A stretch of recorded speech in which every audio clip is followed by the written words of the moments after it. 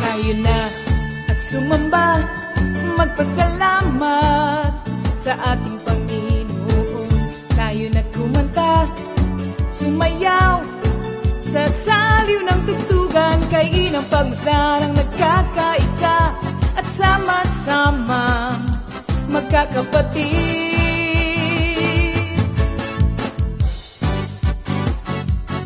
Tayo na't sumamba, kumanta. Tayo na sumamba, sumayaw kay Jesus. Tayo na at sumamba, magpasalamat sa ating Panginoon.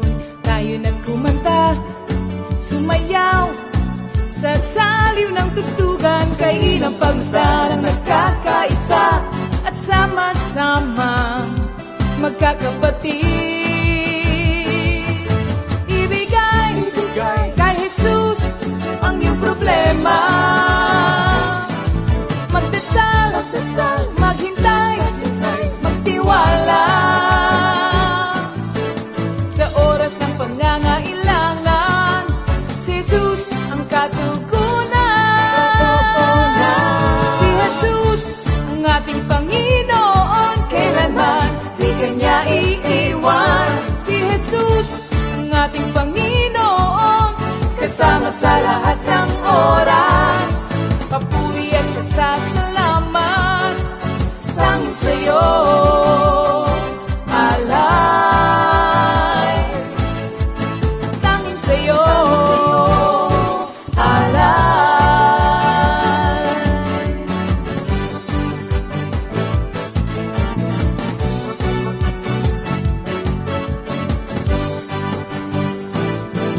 Si Jesus ang ating Panginoon, kailanman di kanya iiwan. Si Jesus ang ating Panginoon, kasama sa lahat ng oras. Si Jesus ang ating Panginoon, kailanman di kanya iiwan. Si Jesus ang ating Panginoon, kasama sa lahat ng oras.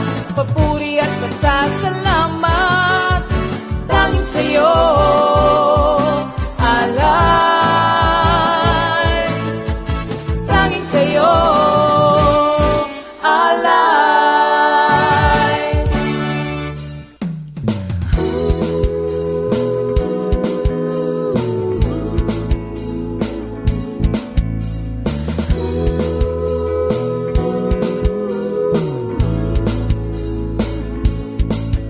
Pinagpalang buhay ang kaloob ng Diyos sa lahat ng tao.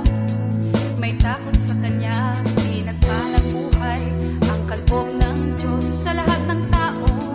Nagtitiwala. Hallelujah! Purihin ang ating Panginoong Diyos. Magandang gabi po sa ating lahat.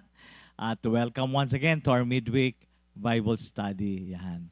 Patuloy tayo magpuri at magpasalamat sa ating dakilang Diyos Ama sa langit, sa Kanyang kabutihan sa atin, sa Kanyang katapatan sa atin, na tayo ay patuloy na pinagkakalooban ng mga ganitong pagkakataon. Pagkakataon na makarinig ng Kanyang mabuting balita. Yan. So bagong lahat mga kapatid, tayo po ay sabay-sabay na manalangin upang humingi ng gabay at patnubay sa ating dakilang Diyos. Hallelujah, hallelujah. Purihin ka Ama, purihin ka sa iyong kadakilaan, sa iyong katapatan. Ama, sa gabing ito, narito po kami na iyong mga anak na nagpupuri, nagpapasalamat sa iyong pag-ibig sa amin. Ma, sa gabing ito, narito po kami na iyong mga tinawag at pinili. Una sa lahat, kami po ay humihingi ng paglilinis upang kami maging karapat dapat pagsidlan ng iyong mga banal na salita, Ama. Purify our hearts, Lord, that we may worship you. Cleanse our hands that we may Praise your name. Thank you, Lord. Thank you, Jesus. At sa gabing ito rin po, tinataas namin sa iyo ang aming mga kapatid na gagamitin mo sa Bible study na ito mula sa praise and worship, ang music ministry, at higit sa lahat sa gagamitin mo sa pagbabahagi ng iyong banal na salita. Lord, we ask for your double portion of your anointing, and may your name be glorified tonight. Thank you, Father God, and again, yours the highest praise, glory, and honor. In Jesus' mighty name we pray. Amen. Yan.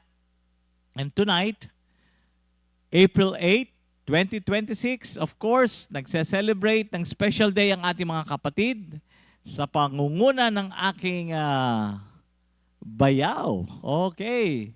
Brother June Dimaano. Bayaw, happy birthday. Ayan, Brother Gani Huego. Sister Miyu Ibayashi. And Sister Norma Miklat. Happy birthday and enjoy your day, mga kapatid.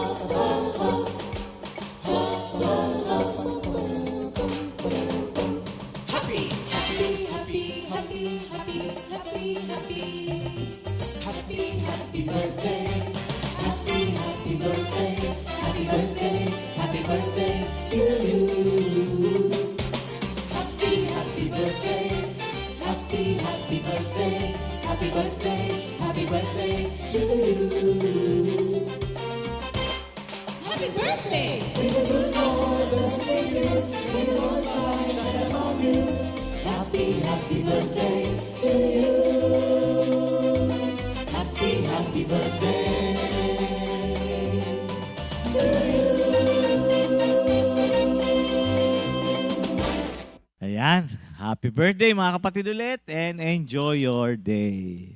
Thank you, Lord. Yan. Let's prepare ourselves para sa ating pagpupuri sa ating dakilang Diyos. Yan. Let's welcome the praise and worship team.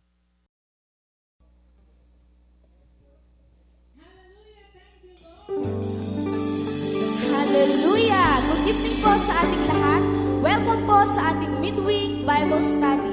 Kami po ang Laiya worshiper at kasama ko po si Sister Zara, Sister Julian, at ako po si Sister Jerlyn. Thank you, Lord. Sama-sama po tayo umawit at magpuri sa ating Panginoon.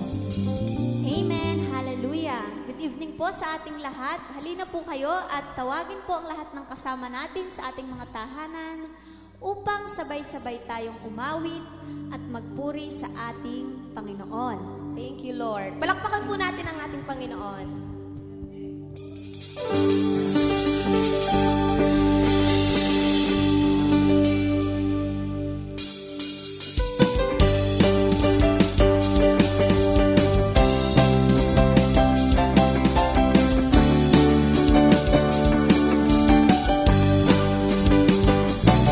Mahal ko ang Panginoon, pagkat ako'y dinirinig niya ako sa dalangin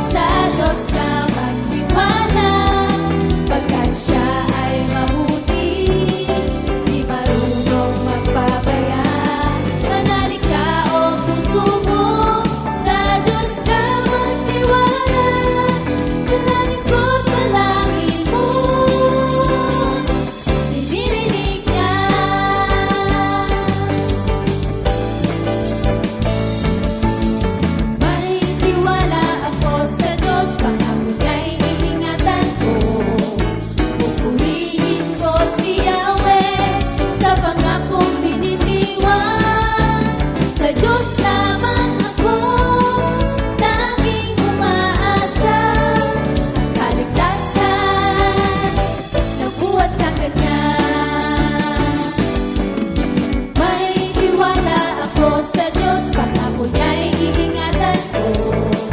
Pupurihin ko si Yahweh sa pangakong binitiwan. Sa Diyos lamang ako laging umaasa. Ang kaligtasan magbuhat sa Kanya.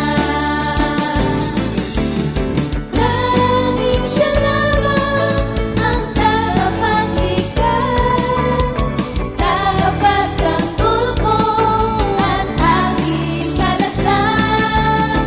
Akin ang tagumpay sa lahat ng oras. Habang ako'y namumuhay, ako'y magpapasalamat, ako ay dadalangin. Kamay ko'y nakataas, may tiwala ako sa Diyos, pangako niya'y iingatan ko.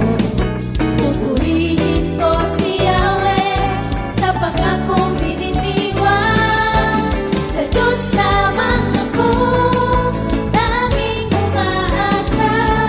Ang kaligtasan nabuhat sa Kanya. Tanging Siya lamang ang tagapagligtas, tagapagtanggol ko at aking kalasan. Akin ang tagumpay sa lahat ng oras. Habang ako'y namumuhay, ako'y magpapasalamat, ako ay dadalangin. Kamay ko'y nakataas, tanging Siya lamang ang tagapagligtas, tagapagtanggol ko at aking kalasan. Akin ang tagumpay sa lahat ng oras. Habang ako'y namumuhay, ako'y magpapasalamat, ako ay dadalangin. Kamay ko'y nakataas, ako ay dadalangin. Kamay ko'y nakataas,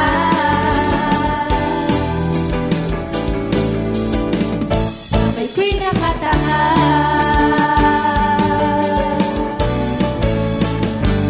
Thank you, Lord. Palakpakan po natin ang ating Thank you, Jesus. Hallelujah. Patuloy po tayong umawit at magpuri sa ating Panginoon. Awitan po natin siya ng buong puso. Thank you, Lord. Thank you, Jesus. Hallelujah. Thank you, Lord. May pangamba, pero di aayaw. May pag-abang, pero di susuko. Pagkat alam kong nariyan ka, pag-alala'y nawawala. O Panginoong Jesus, dakila ka.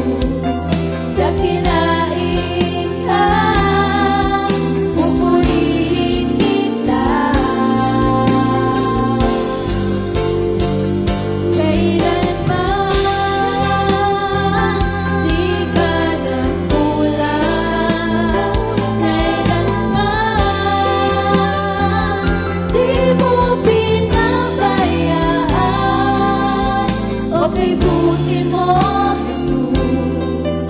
Dakilain ka, pupurihin kita.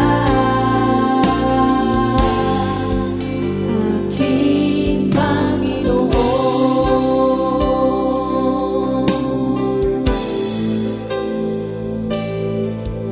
pupurihin kita. Aking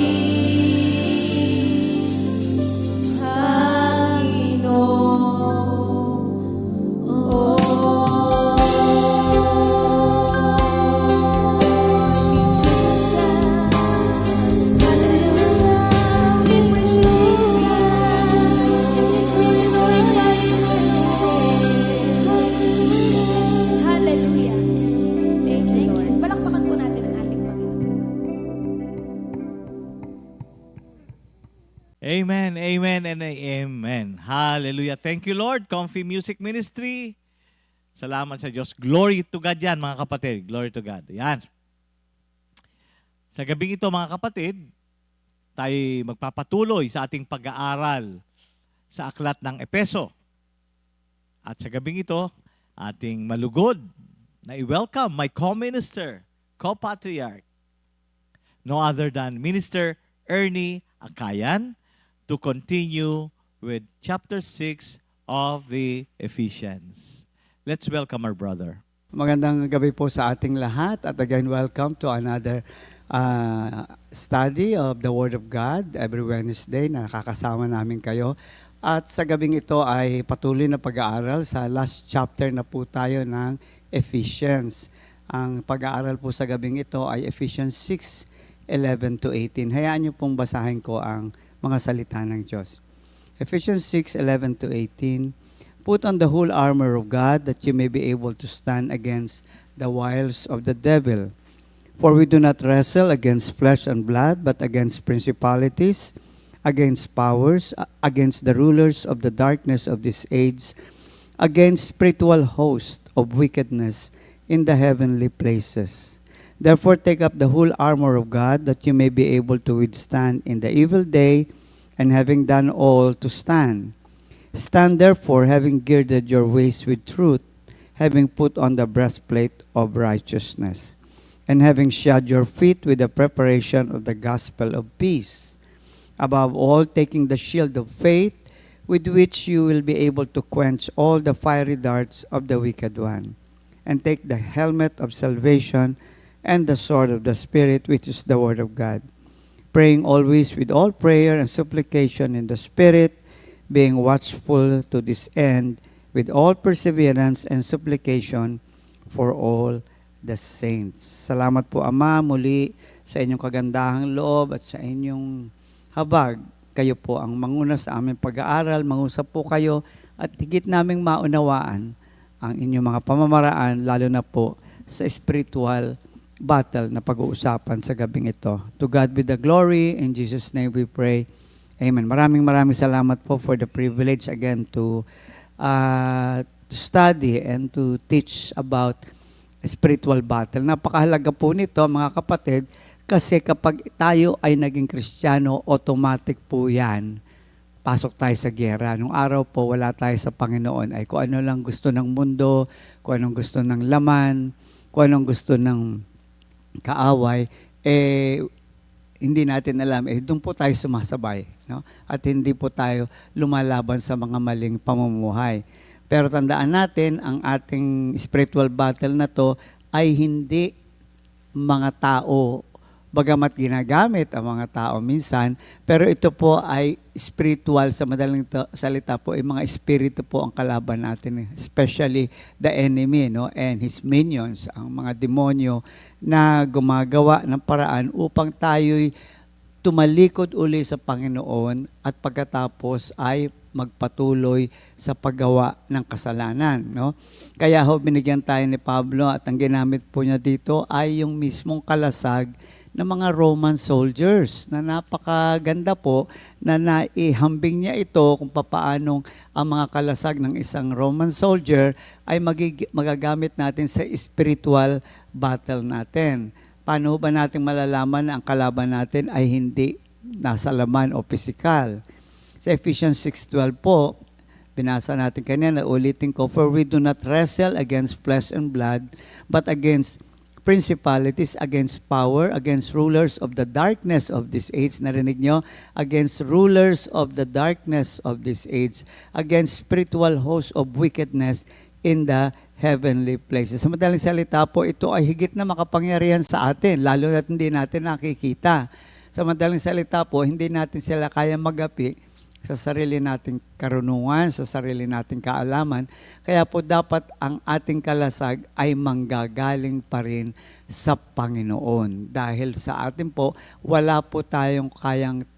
po natin kayang talunin ang tinatawag na kapangyarihan ng Satanas kung wala ang kapangyarihan ng Diyos nakikilos sa ating buhay. No? At ito po ay sa pamamagitan ng banal na Espiritu, ang kapangyarihan niya na nasa sa atin, yung po ang number one. No? Through the power of the Holy Spirit, lahat po nitong pag-uusapan natin ay may effectivity at may authority at may power na magapi si Satanas. Kaya nga sinabi sa salita ng Diyos, we are already victorious. Kasi po, naglagay din ang Panginoon ng mga kakailanganin nating mga equipment o mga kalasag upang tunay na magtagumpay tayo sa ating pakikibaka. At wala pong tigil ito hanggang sa huling hibla ng ating hininga ay gagawa at gagawa ng paraan ng kaaway upang tayo ay tinatawag ay tumalikod nga sa ating Panginoon at magpatuloy na lang sa paggawa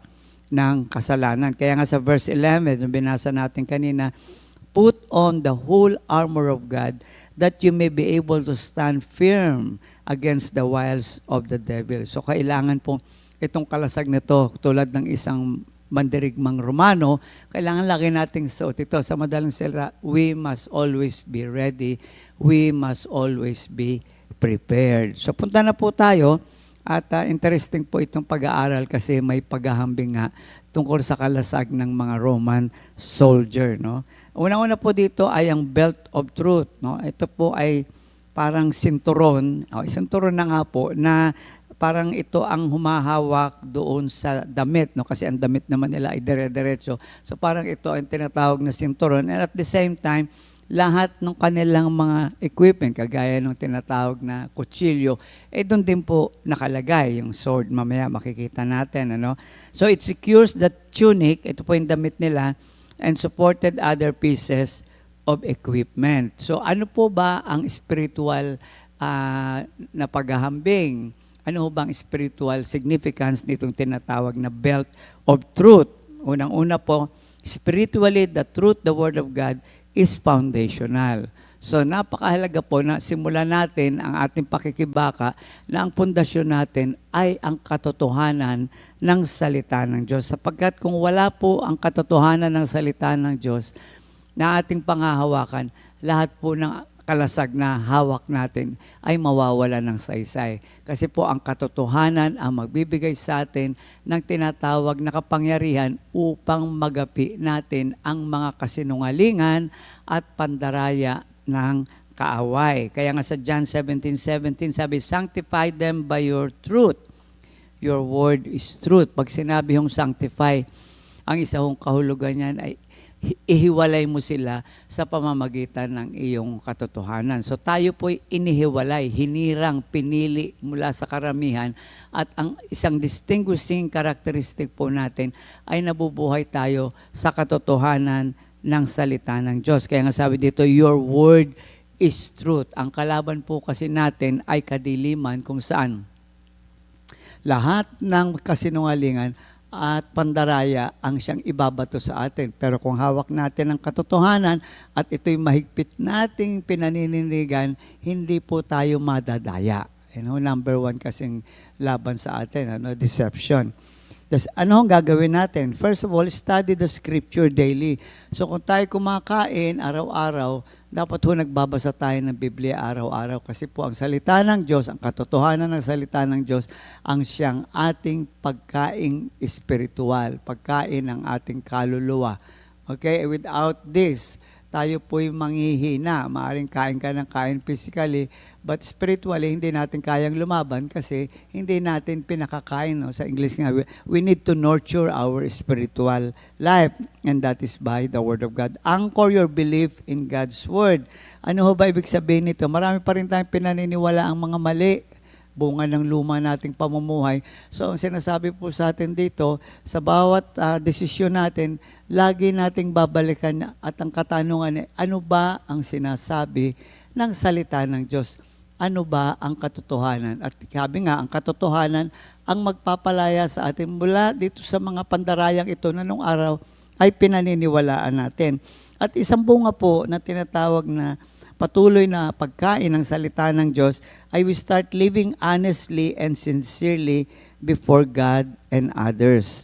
Sa madaling salita po, kahit po ang buhay natin ay nalilinis sa pamamagitan ng salita ng Diyos. Bakit? Ang katotohanan po ito ay nagpapalaya sa atin sa mga maling turo ng tao, mga kasabihan, mga kung ano-ano pang mga alamat na alam natin na wala doon ang katotohanan at wala ang kapangyarihan ng Diyos sa mga bagay na yun. So number one po talaga yun, we need the belt of truth. Pag wala po yan, lahat po nitong pag-uusapan nating sumusunod ay mawawalan ng bisa.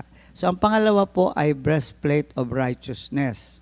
Ano ba itong breastplate of righteousness? Ang mga Romano pong sundalo, ito po yung tinatawag na nakaharap dito. Alam niyo yung malaki. Ito po ay, sa kanila po, ito po ay to protect the heart and vital organs. Siyempre may labanan para maingatan yung puso, maingatan yung harapan. Ano?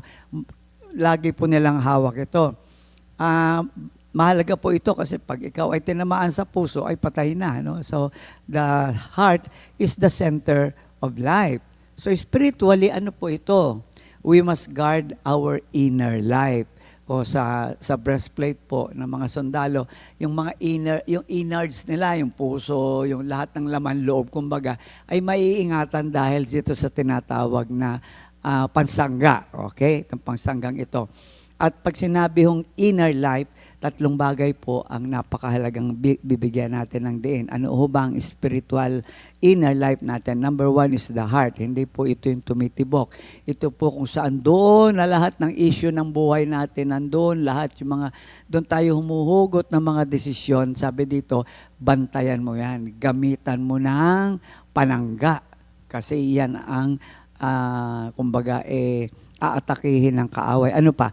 Motive. Yan, totoo naman po yan. Kahit naman nung araw, marami tayong ginawang maganda, pero mali ang motibo. So dadayain tayo. Kung wala ang katotohanan, dadayain tayo. Pero kung alam natin ang katotohanan, magagamit natin ang tinatawag na breastplate of righteousness upang ang motive natin ay ma-purify. No? Tao pa rin ho tayo, nandito tayo sa mundo. Sometimes we think we are doing the right thing, yes, but with the wrong motive. So sa pamamagitan ng salita ng Diyos at sa pamamagitan ng panangga, sabi nga, ay mababantayan natin ang tinatawag na pag-atake ng kaaway. Kaya nga sabi dito, ano ba itong breastplate of righteousness? Pero bago dyan, may isa pa, the heart, the motive, and the conscience. May tinatawag kong seared conscience. Ito yung mga taong, sa Tagalog pa wala ng konsensya. Sa patuloy na paggawa ng mali, sa patuloy na pagbibigay ng katwiran sa maling gawa, dumating na po sa punto na nabantad na. Kaya nga po, bantayan natin ang ating mga konsensya. So ito pong breastplate of righteousness, ay ito po yung imputed righteousness. No? Ang ating pong righteousness, ang katwiran natin, ay galing sa Diyos. Wala po tayong maihaharap na katwiran sa Panginoon, kundi ang katwirang ibinigay sa atin ng Panginoong Yesus nang tayo tumanggap sa Kanya bilang Panginoon at nakapagligtas. Ang tawag po dito, imputed righteousness. So, ang pinangahawakan, ang panangga po natin ay ang katwiran ni Kristo na tinanggap natin nang tayo'y naging mananampalataya. No? So, imputed righteousness, the righteousness of Christ given to all believers. Kaya nga sa 2 Corinthians 5:21, we don't fight for righteousness. We fight from righteousness we have received from Christ. So pag tayo dinadaya, inaakusahan tayo ng kaaway, ano ang paninindigan natin? Ang katwiran ng Diyos na tinanggap natin, hindi po ang sarili nating katwiran. So ano po ang mga bagay na makikita natin? No? Rest in Christ's righteousness. Ano ibig sabihin nitong tayo'y magkaroon ng kapahingahan sa katwirang ibinigay sa atin ni Kristo? Stop trying to earn God's acceptance. Tanggap na po tayo ng Diyos. Mahal po tayo ng Diyos. Tayo po ay kinupkop ng Panginoon. Lahat ng protection ibinigay sa atin nang tayo'y manampalataya. At dahil doon, lahat ng katwiran ng Kristo ay nasa. Kaya nga, Romans 8:1, there is no more condemnation. Bakit po? Sapagkat ang hawak po nating katwiran ay ang katwiran ni Kristo. Kaya nga, stand firm on what Christ has done. Mahalaga po yun. Tayuan natin kung ano ang ginawa ni Kristo para sa atin. Tayo ho'y nagkakamali, nagkakasala, at kung di ho tayo mag-iingat, madali po tayong madala ng akusasyon ng kaaway. Pursue holiness. Patuloy na mamuhay ng may kabanalan. Doon po tayo tinawag. Kaya nga sabi, ang goal ng Panginoon for us to be like Christ. No, hindi para magpakabait, kundi ang wangis ni Kristo ang makita sa atin. At yan ay patuloy na pagsunod. At kung tayo nagkakamali o nagkakasala, aminin at humingi ng tawad at muling magpatuloy sa sinimulang mabuting bagay na ginawa sa atin ng Diyos sa pamamagitan ni Kristo Jesus. Ano pa? Guard your heart sa Proverbs 4:23. Diyan nga po nanggagaling lahat ang issues ng buhay. Paano mo babantayan ang iyong puso? Watch what influences your thoughts and desires. So, bantayan natin kung ano ba yung mga ipinapasok nating maling kaisipan. Madadaya ho tayo kapag parabang, sige, kahit sino pasok, hindi ho. No? Kaya nga, yung katwiran ng Diyos ang parang checkpoint. Hindi ka pwedeng pumasok, hindi katwiran ni Kristo yan. Okay? And desire. Naku, marami ho tayong desire din na minsan ay hindi sa Panginoon. Pero kung ang katwiran ng Diyos ang hawak mo, kapatid, hindi papasok yan sa puso natin. Lagi ho yan, no? Kung ano-ano yung dumadaan sa ating isip, at wag ho nating inaangkin. Ang kaaway, sabi niya, ikaw yan, hindi. Yan ay tukso na hindi natin kailangang tanggapin sa ating buhay. Pangatlo po, readiness to preach the gospel. Ang Roman soldiers po ay may mga suot na sandals for stability. Lalo naman po sa gera, ay dapat naman po talaga stable. Imagine, nakikipag-away ka tapos igagewang-gewang yung iyong pagtayo. No? Mobility to move quickly. Madali, kasi gera nga, so kailangan mabilis ang kilos mo. Kaya napakaganda po ng sandals nila. No? Talagang sabihin na natin na very comfortable sa kanilang katawan. And firm footing on rough road. Dahil po sa sapatos na ito, siyempre pagyera, hindi naman laging yan lapat. No? Yan nasa batuhan, minsan nasa kung saan pa man. So, kailangan po yung suot nila ay matibay at kumbaga, ang tawag dito, resilient ba? Madaling igalaw papunta sa kung saan pa man at anumang kalalagayan ng kanilang tinatayuan. Spiritually, it means being ready and steady and willing to go wherever God sends you with the gospel. Okay? So, ready po tayo kung saan tayo padadala. Huwag ho tayong mamimili kung sino o ano pa man o saan pa man. Kung saan tayo pinadala, sabi nga, go into the whole world and make disciples of everyone. Hindi ko sinabing make members of everyone, but make disciples of everyone through the gospel. Kasi po, ang gospel of God brings the peace of God. It brings the peace of God, and pag ito po ay dinala natin sa mga tao at binigay natin ang magandang balita, the gospel reconciles people back to God.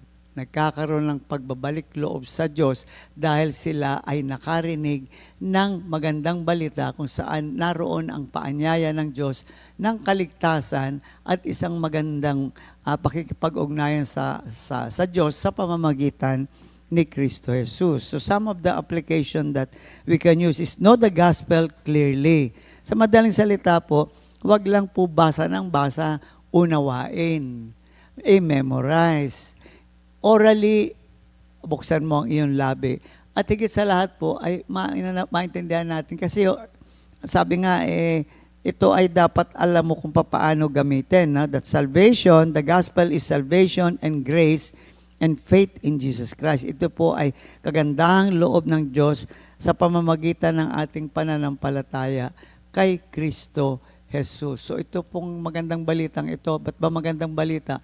Kasi Diyos po ang kumilos. No? From the time na siya ay bumaba dito, naging tao, mamatay sa krus at muling nabuhay na maguli. This is the work of God in which we put our faith. And that's why it's called grace, kasi grasya lang po ng Diyos. At yun ang kailangan marinig ng mga tao, na ang Diyos ang gumawa. God took the initiative to bring reconciliation between Him and humankind. And also, makakapamuhay tayo sa kapayapaan nito kasi ang magandang balita ay nagdadala ng kapayapaan. Totoo naman po yan sa ating buhay Kristiyano. No? Ngayon nakita natin kahit na anong pangyayari, mabigat man lalo o hindi natin naunawaan, bunga ng magandang balita, naroon yung kapayapaan sa ating puso. No? Let your life reflect the gospel message. Sa ating pambuhay bilang Kristiyano, huwag lang ho natin itong ibinabahagi. Yung buhay po dapat natin ang tinatawag na magbabahagi rin dito. Kaya tawag sa atin living epistle, no? Ang mga sulat kung saan nakikita ang aral ng Panginoong Hesus, ang wangis ng Panginoong Hesus sa pamamagitan ng ating buhay mismo. So hindi lang ito pagbabahagi, kundi pagpapakita ng isang buhay ni Kristo sa pamamagitan ng ating pang-araw-araw na pamumuhay. Again, of course, be ready to share. Look for opportunities and be bold but gentle sa 1 Peter 3:15. Bahagi po natin ito kung saan ang naririnig ay ang pag-ibig ng Diyos at ang wangis ng Diyos ang makita sa atin. Hindi ho condemnation, hindi ho parang accusation, sa kaaway po yun. We bold in a sense na sabihin natin ng totoo, na lahat tayo makasalanan, lahat tayo kailangan ng kaligtasan. At pagkatapos, ibigay po natin itong, alam niyo po ba yung maramdaman nilang, nagmamalasakit sa akin ito, mahal ako nito, kaya ibinabahagi sa akin ang magandang balita. Ang susunod po ay shield of faith, no? Yung breastplate of righteousness, yan po yung nakadikit dito, okay? Yan po yung ikinakabit dito, kaya nga kailangan nyo sa sinturon. Yan yung ikinakabit dito para nga maiwasan na mapinsala yung tinatawag na inner life o inner physical organ. Ano? Ito ang shield of faith, ito po nga yung palangga. Ayan. Palangga yung isa dito sa kalahating katawan. Ito po yung palangga na hawak, na tawag natin dito, hawak sa kamay. Alam nyo kung gaano kalaki po ito? Ito po ay 4 feet. Imagine nyo. Kasi laki ng isang bata. No? So, malaki po siya. No? It covers the whole body, often soaked in water to extinguish flaming arrows. Nung araw po, yung labanan nila, kahit yung palaso, yung po ay may apoy po yun. May apoy po yun, kaya pag ikaw ay tinamaan nun, ay pwede ka rin masunog. So ang ginagawa po nila, binababad nila itong pananggang ito sa tubig. Para kapag tinamaan ito, ang tinatawag ng palasong may apoy, ay hindi ho ito mapipinsala. So ganun ho kahalaga ito, no? At ito po yung ginagamit din upang cover sa kanila. Kasi pag sila ay nagtabi-tabi, siguro nakikita niya naman sa pelikula, pag tabi-tabi silang naglagay ng kanilang kalasag, no, yung kanilang shield, nakita ninyo, kahit na anong bato sa kanila, dahil parang isang pulutong ba na shield na ganyan, so hindi sila tatamaan pare-pareho. No? Protection po ito hindi lang sa isang tao, kundi sa isang grupo ng tao na nakikipaglaban. Okay. So, ito po ay defense system na ginagamit nga against flaming arrows. Ano ba itong flaming arrows sa spiritual? Ito po yung doubt, lust, anger, despair, desire for vengeance. Sa madaling salita po, ito po ang panangga natin sa mga tukso. Okay? At sabi nga dito, shield of faith. So, ano itong faith na to? Our faith declares that everyone born of God overcomes the world. And this is the victory that overcomes the world, our faith. So anumang tukso ang dumadating o binabato sa atin, tawag nga ay flaming arrows na binabato sa atin ng kaaway, ay mapagtatagumpayan natin sa pamamagitan ng ating pananampalataya. Sa 1 John 5:4. Okay. So yun po ang tinatawag na shield of faith na napakahalaga sa ating buhay kung saan kapag wala po yung pananampalataya at yan po ibase sa katotohanan ng inihayag sa atin ng Diyos, madadaya po tayo. At sabi nga dito ay we are overcomer, no? We declare that everyone born of God is an overcomer, and this is the victory that overcomes the world. Mapagtatagumpayan po natin yan kasi ang sabi ng salita ng Diyos, na pagtagumpayan na ni Kristo ang lahat ng yan. At dahil sa imputed righteousness na ibinigay niya sa atin, dahil sa kapangyarihan ng banal na Espiritu na kumikilo sa atin, we can overcome and have victory in all of this. Guarantee po yan. Kaya nga po mahalaga, gamitin mo ang iyong pananampalataya. Ano po ba ang susunod? Ito pong tinatawag na helmet of salvation. So ito yung tinatawag na inilalagay sa ulo. Ngayon, ang Roman helmet protected the head. Obvious po ba kung bakit kailangan lagyan niya ng panakip?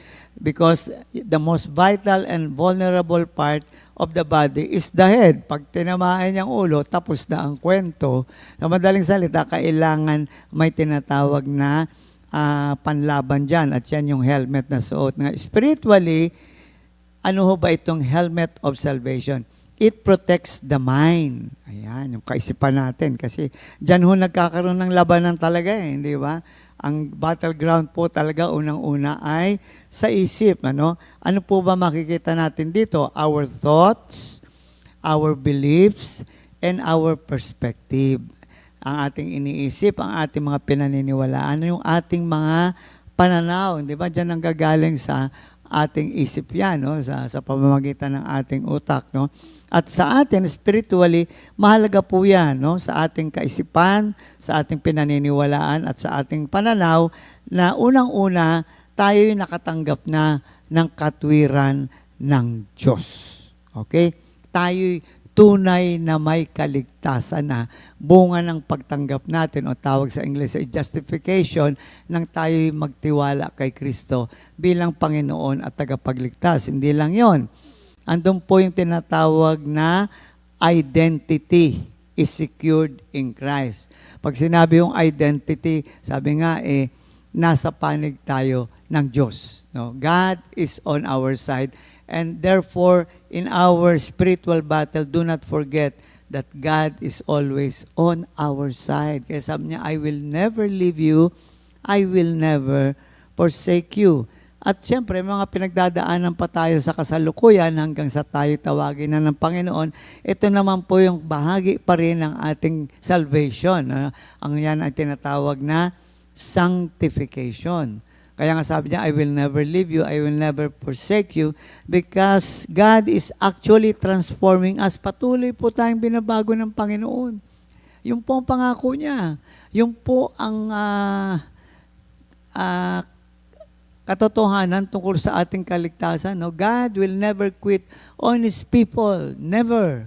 So, dahil doon, ano man yung mga discouragement, o sometimes failure natin, o minsan tayo nagkakasala, tandaan natin, ang salvation natin ay, ang tawag dito, is being worked out by God. Kaya sabi, work out your salvation with fear and trembling. Alam niyo kung bakit?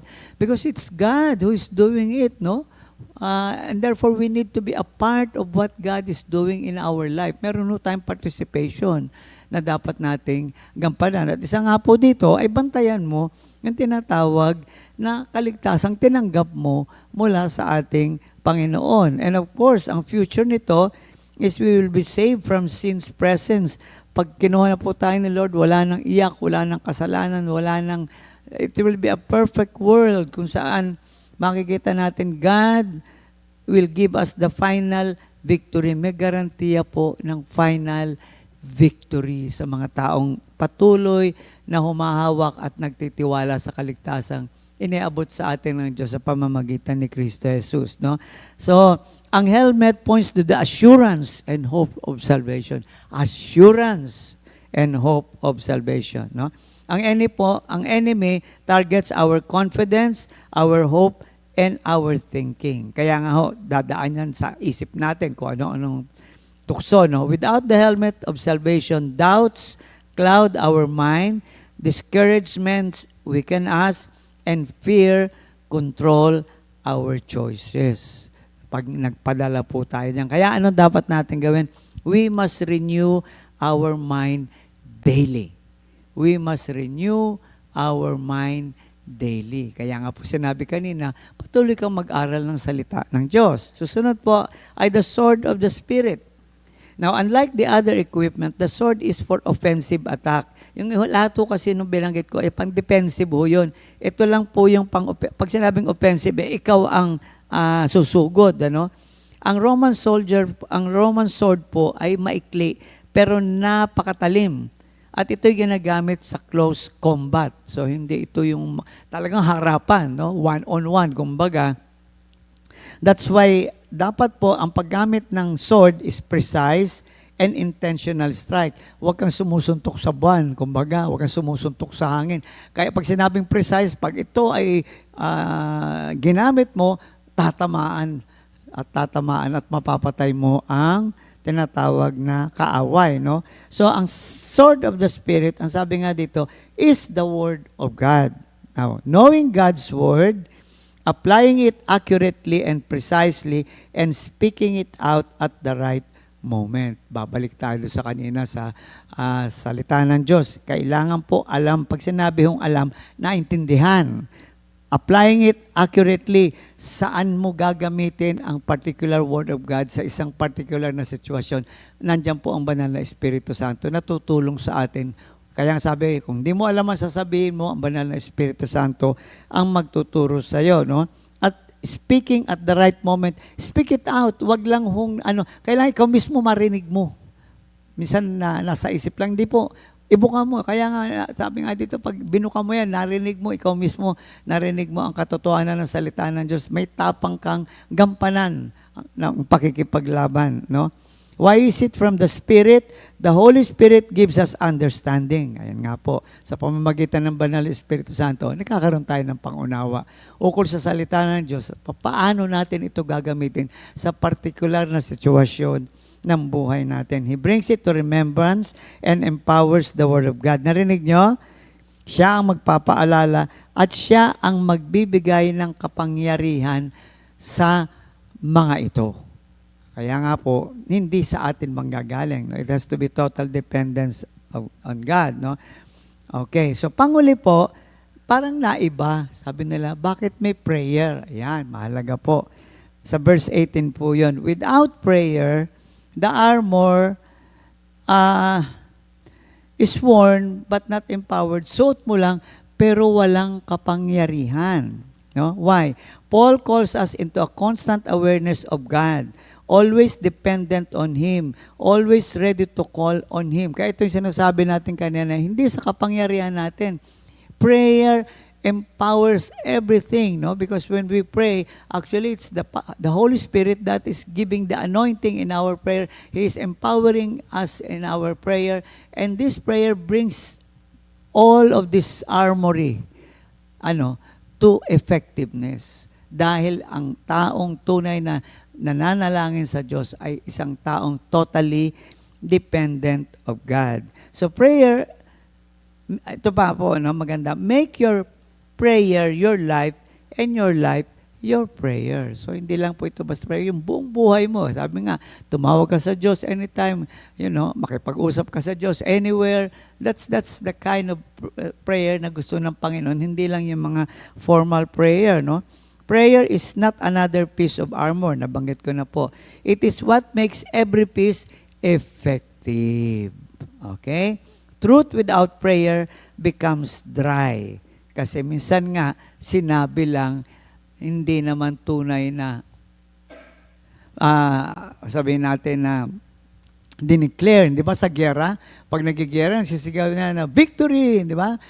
Pagsugod doon sa mga kaaway, may mga, para mga one-liner silang sinasabi. Yung po ang mahalaga sa atin na when we go to war, we start with what? With prayer, we declare the glory of God, we declare the power of God, upang doon pa lamang ay maapanghawakan na natin na ang kapangyarihan ng Diyos ay tunay na kumikilos sa buhay natin. No? Truth without prayer becomes dry. Faith without prayer becomes weak. Totoo. Naniniwala naman ako pero malamya. Bakit po? Walang tunay na kapangyarihang dumadaloy kasi hindi naman nakikipag-usap sa Diyos. Hindi naman humihingi sa Diyos. Hindi naman nagdedepende sa ating Panginoon. Word without prayer becomes mechanical. Yun na nga ho minsan. Parang sige lang, salita lang ng salita, pero walang power. Bakit? Wala rin pang unawa. So prayer brings us to a deeper understanding and of what we have. Okay, God reveals more and more of Himself through all these parts na ibinigay sa atin, yung armory of spiritual harmony. If we all bring this to God, we offer all of these things to God for Him to be able to anoint every equipment na ipinagkaloob sa atin. In conclusion, in spiritual battle, victory does not come from strength alone. It comes from dependence on God. So we stand fully armed and always praying. Napakaganda po. So, sa gabi pong ito, nawa ay tunay tayong nagkaroon ng tapang, bunga ng pangunawa na, gamitin ko lang ho yung pala, meron pala ako nito. Minsan nakakalimutan natin, napaka-privilege po natin nang tayo maging mananampalataya. Bakit? God has given us everything. We are fully equipped for the battle. And again, the promise of the Lord, sabi nga niya, the battle is mine. So kanino tayo pupunta? Kanino tayo huhugot? Kung di sa ating Panginoong Jesus. So tayo po'y manalangin. Maraming salamat, Ama, sa mga pagtuturong ito na tunay na nagbibigay sa amin ng karunungan upang magapi namin ang lahat ng darating na mga pagsubok, mga tukso, mga bagay na alam naming magpapalakas sa amin kung ang gagamitin namin ay ang mga kalasag na pinag-usapan namin sa gabing ito. Kayo po ang manguna, kayo po ang magpala, kayo po ang magbigay ng tunay na katagumpayan sa inyong mga hinirang at tinawag. To God be the glory. In Jesus' name we pray. Amen, amen, and amen. Magandang gabi po sa ating lahat. And again, see you again for the next episode of our Bible study. God bless everyone.